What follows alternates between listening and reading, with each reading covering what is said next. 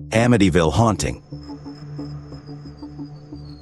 Located in Amityville, Long Island, New York, this house became infamous in the 1970s when a family experienced horrifying phenomena. Dubbed the Amityville Horror, paranormal investigators Ed and Lorraine Warren deemed the events demonic. The case remains highly controversial, with numerous investigations, claims, counterclaims, lawsuits, books, films, intense publicity, and attempts to debunk it. The haunting phenomena surrounding the house at 112 Ocean Street are believed to stem from a gruesome multiple murder on November 13, 1974. 6 members of the DeFeo family, parents, 2 sons, and 2 daughters, were discovered shot to death with a .35 caliber rifle. Their estimated time of death was 3 a.m. Ronald Butch DeFeo, the 23-year-old son, was charged with the murders.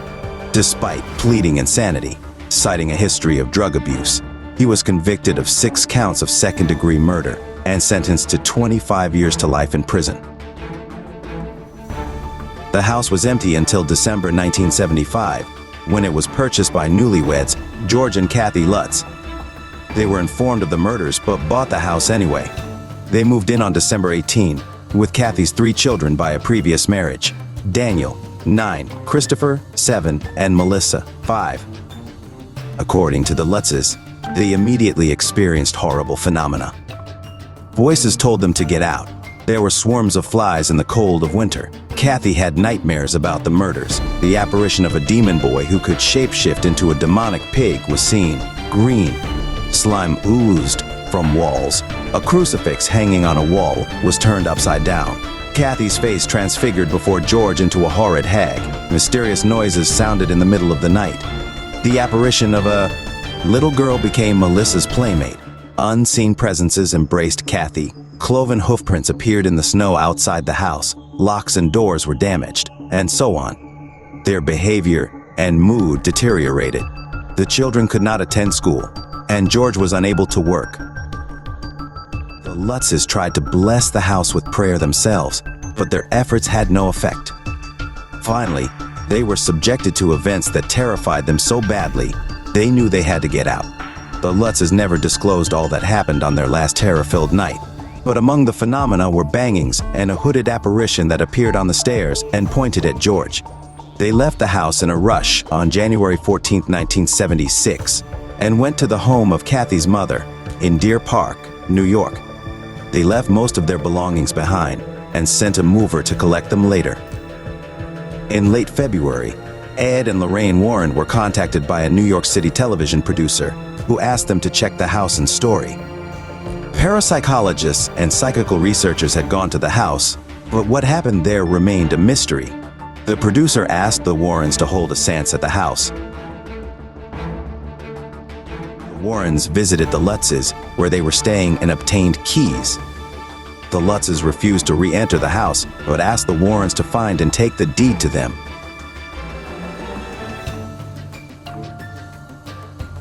On their walkthrough, the Warrens found a house evacuated in a hurry. A gingerbread house from Christmas still sat on the dining room table. Laundry was folded, and the freezer was stocked with food. Clothing, jewelry, family photos, and other personal belongings were left in place.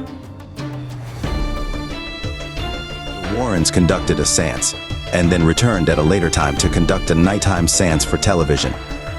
In attendance were 17 people, including 2 trance mediums, Alberta Riley and Mary Pascarella.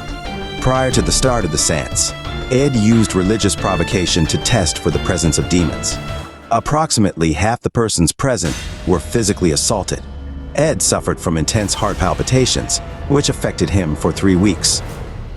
After returning home to Connecticut, the Warrens said they were assaulted by a demonic force at about 3 a.m. Details of the attack were published in their autobiography, The Demonologist, 1980.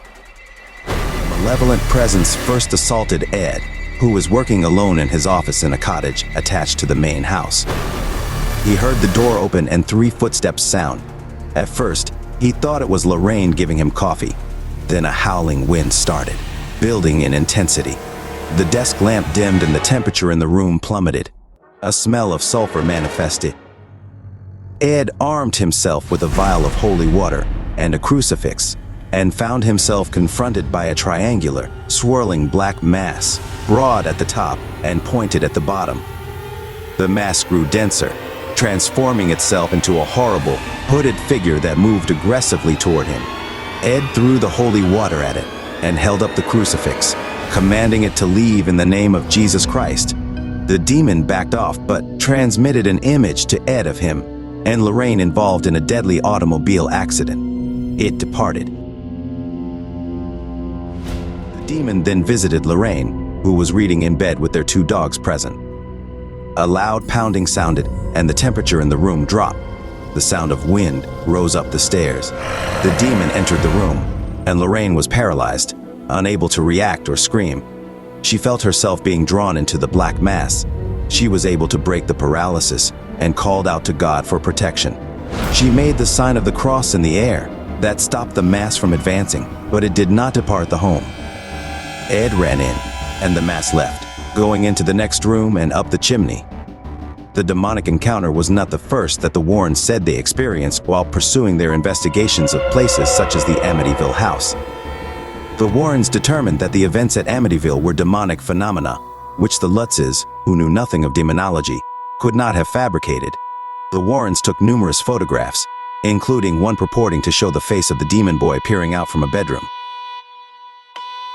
The Lutzes wondered whether something wrong about the house itself might have influenced DeFeo to commit the murders. They moved to San Diego, California, where they struck a deal with the author Jay Anson to write a book. The Amityville Horror was published in 1977 and was adapted to film in 1979. Anson never visited the house but wrote the book from taped interviews. It contained numerous errors and embellishments but became a media sensation. Skeptics used the errors as a way to try to debunk the case. There was no snow in Amityville on the day that the cloven hoofprints were supposed to have been seen. Native Americans refuted Anson's assertion that part of the problem was due to the house's location on a place where Shinnecock Indians had once abandoned mentally ill and dying people. Father Pecoraro said he did not go to the house to bless it. Lutz always asserted that he did. Many more points of controversy surfaced. Even the Warrens and George Lutz acknowledged that Anson's book was not entirely accurate, but attributed it to Anson's lack of familiarity with demonology, and not any deliberate acts by George Lutz. For years, the case was repeatedly debunked, validated, debunked, and validated.